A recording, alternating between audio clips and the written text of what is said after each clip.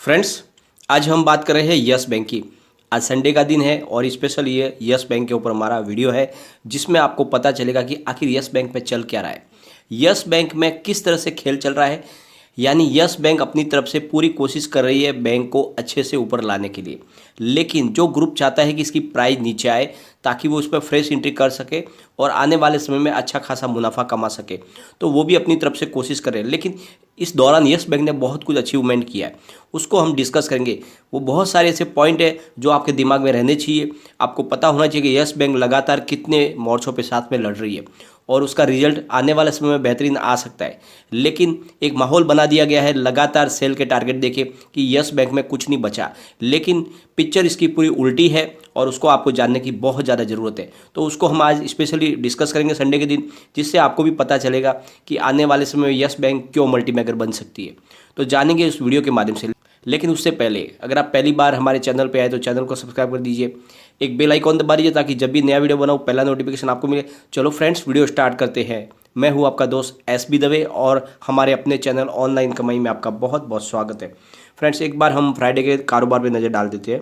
Friday के दिन yes bank का स्टॉक 16.15 पर ओपन हुआ और इसने हाई बनाई 16.30 की। स्टॉक मजबूत था, लेकिन निफ्टी का बहुत ज़्यादा दबाव था, बाजार में गिरावट थी और बैंक निफ्टी बहुत नीचे ट्रेड कर रही थी। बहुत ज़्यादा प्रॉफिट बुकिंग शुरू हो गई थी बैंक निफ्टी में।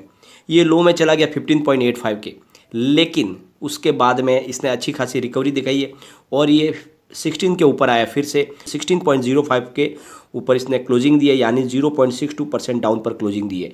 लेकिन फ्रेंड्स, सबसे बड़ी सोचने वाली बात है कि यस बैंक के स्टॉक में सिर्फ 0.62% की ही, लेकिन फ्रेंड्स बैंक निफ्टी में बड़ी गिरावट हुई है। बैंक निफ्टी में करीब 745 पॉइंट की गिरावट है, यानी करीब 2.04% डाउन है बैंक निफ्टी। तो 2% के आगे सिर्फ सामने 0.62% की गिरावट है, यानी बहुत कम गिरावट है। इसका मतलब यस बैंक ने मजबूती दिखाई है और बैंक निफ्टी के अंदर एक ही दिन में करीब 1050 पॉइंट की गिरावट हुई, यानी बड़ी गिरावट थी। उसके बावजूद भी यस बैंक का स्टॉक मजबूती से खड़ा है, तो इसमें कुछ तो पॉजिटिव है। लेकिन बात यह है कि डेली सेल के टारगेट आ रहे हैं और इस वजह से बहुत ज़्यादा पैनिक माहौल बन रहा है। लेकिन फ्रेंड्स, सबसे बड़ी बात आपको इसमें नहीं घबराना चाहिए। उसके पीछे बहुत सारी वजह है कि यस बैंक सिर्फ बैंकिंग सेक्टर का काम ही नहीं कर रही, बहुत सारे अलग अलग सेक्टर में अपनी इंटरेक्ट कर चुकी है और आने वाले समय में उसका सबका रिजल्ट दिखेगा। जैसे कि आपको पता है, Q3 के दरमियान यस बैंक ने अपने एनपीए में काफ़ी कटौती की है और आगे इसके और ज़्यादा कम होने की संभावना बन रही है, क्योंकि जैसे कि आपको पता ही है आने वाले समय में DHFL के वहाँ से भी रिकवरी की संभावना बन चुकी है, क्योंकि आरबीआई की तरफ से पीरामल ग्रुप को अधिग्रहण की मंजूरी दे दी है, तो वहाँ से भी उसके पैसे रिकवरी की संभावना बन रही है।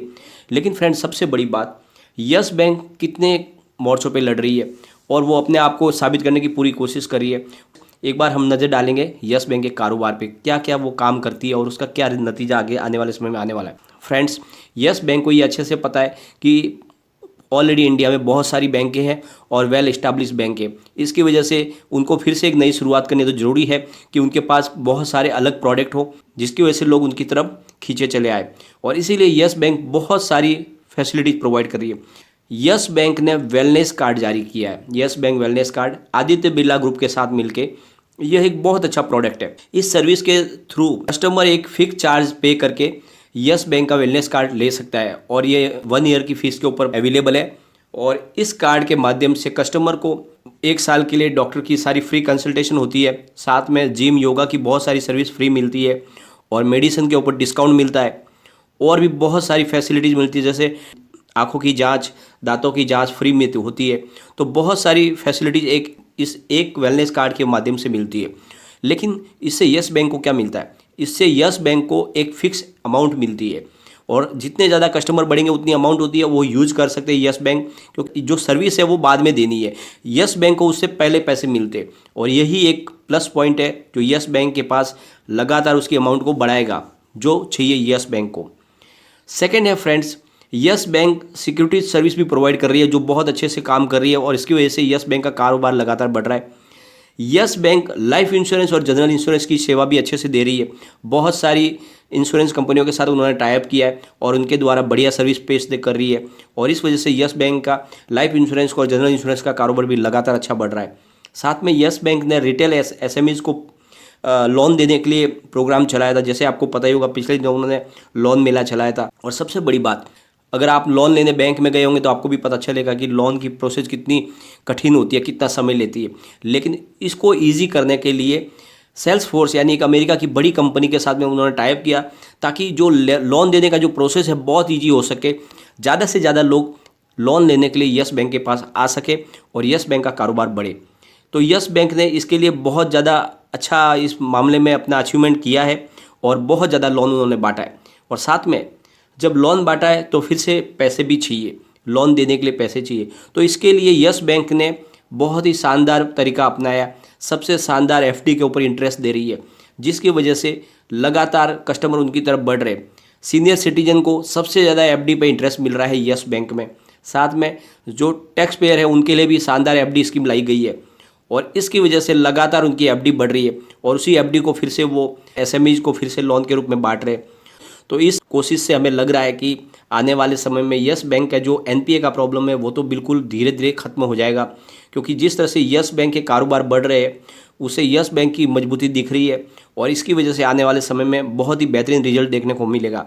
और इसी को लेकर यस बैंक के ग्लोबल हेड राजन पटेल का कहना है कि 2023 तक हम रिटेल और एसएमईज की लोन बुक को डबल करने का लक्ष्य रखे हुए हैं। यानी उन्होंने इतना बड़ा सपना देखा है कि 2023 तक हमारी लोन देने की कैपेसिटी है उसको हम डबल कर लेंगे। तो बहुत बड़ा उन्होंने सपना देखा है। और सबसे बड़ी बात, राजन पटेल का कहना है कि हम कस्टमर को सर्विस उनके हिसाब से प्रोवाइड करते हैं, न कि हम अपनी सर्विस कस्टमर के सामने रखते हैं कि ये चीज़ है आप इसको ले सकते हैं। दूसरी बैंक जैसे आप जाओगे तो आपके सामने 3-4 सर्विस प्रोवाइड कर दी जाएगी कि आपको ये इसमें जो हो चुन लेना है। हम ऐसा नहीं करते, हम कस्टमर के हिसाब से उसको मॉडिफाइड करके सर्विस देते हैं। जैसे अगर हमारे पास कोई सीनियर सिटीजन आया है तो उसको हम ऐसी सर्विस प्रोवाइड करेंगे जो उनके लिए ज़रूरी हो। जैसे हेल्थ से रिलेटिंग है सर्विस हो, साथ में मेडिसिन हो, तो ऐसी उनको सर्विस उनके अकाउंट के द्वारा उनको फ्री सर्विस प्रोवाइड करते हैं, जिससे लगातार हमारे कस्टमर बेस बढ़ रहे। और हमारे पास अगर कुछ सैलरी बेस या स्मॉल बिजनेसमैन आता है तो उसको हम ऐसे अकाउंट प्रोवाइड करते हैं जिसमें उनके करंट अकाउंट के साथ में उनका सेविंग अकाउंट भी लिंक किया हुआ हो। यानी अगर जो उनके पैसे हैं वो करंट अकाउंट में अगर पड़े हैं जो यूज नहीं हो रहे तो वो फिर ऑटोमेटिकली सेविंग अकाउंट में ट्रांसफ़र हो जाते हैं और वहाँ से उनको अच्छा इंटरेस्ट मिलता है। तो इस तरह से हम बहुत सारी ऐसी सर्विस प्रोवाइड कर रहे हैं जिसकी वजह से कस्टमर हमारी तरफ बढ़ेंगे ही बढ़ेंगे। तो इस तरह से देखोगे यस बैंक का जो कारोबार है वो तो बढ़ेगा, क्योंकि यस बैंक बहुत यूनिक तरीके से कारोबार कर रही है और दूसरी बैंकों से हटकर इसका कारोबार है। और सबसे बड़ी बात फ्रेंड्स, यस बैंक के ऊपर पूरा एसबीआई का कंट्रोल है और एसबीआई चाहती है कि यस बैंक ऊपर आए, क्योंकि बहुत बड़ा हिस्सा है एसबीआई का यस बैंक के अंदर। तो यस बैंक तो आगे आएगी और बहुत शानदार तरीके से परफॉर्म भी करेगी, लगातार रिजल्ट भी अच्छा आ रहा है उसका। लेकिन जो चाहते हैं कि ये गिरे वो तो अपनी कोशिश लगे कर ही रहे, लगातार कर रहे, तो उनके टारगेट भी आ रहे और डेली टारगेट आते हैं। और एक बात और है कि जो टारगेट दिया उसको 7-8 दिन के बाद फिर से वो लाइमलाइट करते हैं, उसको फिर से मीडिया में उछालते हैं ताकि प्राइस इसकी गिरे। यस बैंक के जो एनपीए का जो प्रॉब्लम है उसको वो सॉल्व करने के लिए ज़रूरी है, उनके बिजनेस में बहुत सारे वो खर्च में कटौती कर रहे हैं, आपको पता ही है। यस बैंक ने बहुत सारी अपनी ऐसी ब्रांचों को बंद कर दिया है जहाँ पे उनका बहुत कम कारोबार होता है। साथ में ऐसे बहुत सारे एटीएम है जो नज़दीक है, उनमें से आधे एटीएम को बंद कर दिया है। तो उसकी वजह से बहुत सारे खर्च में कटौती लगातार कर रही है यस बैंक। और इसकी वजह से यस बैंक के खर्च में कटौती आएगी तो डेफिनेटली उसका फ़ायदा उसके बिजनेस को पड़ेगा। तो इस तरह से जो डिसीजन लिए जा रहे हैं वो बहुत ही शानदार है। तो आपको अपने हिसाब से डिसीजन लेना है, लेकिन एक बात का ध्यान रखना है, आपको लॉन्ग टर्म के लिए रहना होगा। अगर आप शॉर्ट टर्म के नज़रिए से यस बैंक में इन्वेस्टमेंट करते हो तो फिर कोई फ़ायदा नहीं है, क्योंकि प्राइस अभी भी नीचे जा सकती है। जिस तरह से माहौल बना हुआ है, लोग डर रहे, तो प्राइस और नीचे जा सकती है, 15 भी हो सकती है। तो आपको अपने हिसाब से नज़रिया रखना है। अगर आपका लॉन्ग टर्म का नज़रिया है, आपको बहुत अच्छा प्रॉफिट कमाना है, आप 1 साल 2 साल के लिए यस बैंक में रख सकते हो, तभी आपको इसमें इन्वेस्टमेंट करना है। वरना आपको इसमें से निकल के किसी और सेफ साइड स्टॉक में जाना चाहिए, लार्ज कैप में, जहाँ पे आपको कम प्रॉफिट मिलेगा लेकिन आपकी इन्वेस्टमेंट सेफ रहेगी। पर यहाँ पे थोड़ा रिस्क है, लेकिन यहाँ से प्रॉफिट भी बहुत ज़्यादा की संभावना बन रही है। तो आपको अगर आप इस पर विश्वास है यस बैंक पे, तो आपको इसमें रहना चाहिए और जो सेल के टारगेट है उन पर ज़्यादा भरोसा नहीं करना चाहिए, क्योंकि यस बैंक जिस तरह से कारोबार कर रही है, यस बैंक आने वाले समय में डेफिनेटली बहुत ऊपर आएगी और इसकी प्राइस अच्छी बढ़ेगी और ये मल्टीबैगर स्टॉक बन के रहेगा।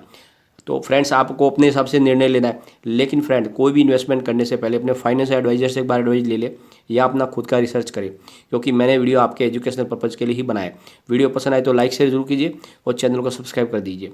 Thank you friend.